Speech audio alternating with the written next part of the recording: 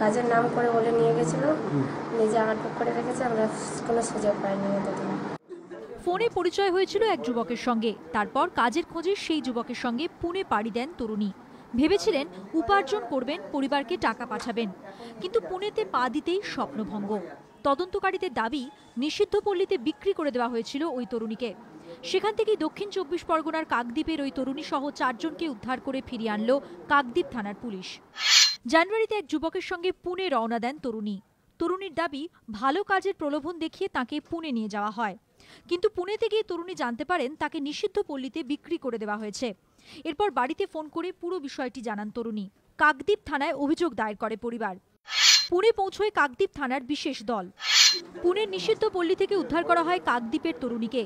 ওই নিষিদ্ধ পল্লীতেই খোঁজ মেলে পূর্ব মেদিনীপুর, উত্তর 24 পরগনার বসিরহাট ও দক্ষিণ 24 পরগনার মন্দির বাজার থেকে নিখোঁজ আরও 3 তরুণীর।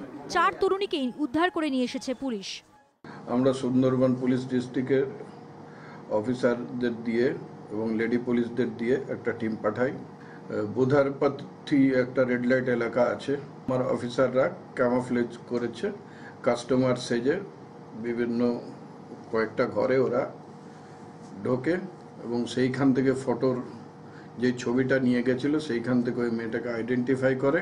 সুযোগ যখনই পেয়েছে ফোন করে বাড়িতে বলেছে, বাড়ি থেকে পুলিশের সাহায্য নিয়ে আমরা বেঁচে এসেছি। কতজন? 4 জন। তরুণীকে তার পরিবারের হাতে তুলে দিয়েছে পুলিশ। বসিরহাটের তরুণীকে তুলে দেওয়া হয়েছে সিআইডির হাতে। আর পূর্ব মেদিনীপুর ও দক্ষিণ 24 পরগনার মন্দির বাজারের তরুণীকে সরকারি হোমে পাঠানো হয়েছে। তবে এখনো পর্যন্ত কোনো অভিযুক্তেরই খোঁজ মেলেনি। তাদের খোঁজ চালাচ্ছে পুলিশ। জয়দীপ হালদারের রিপোর্ট, এবিপি আনন্দ, দক্ষিণ 24 পরগনা।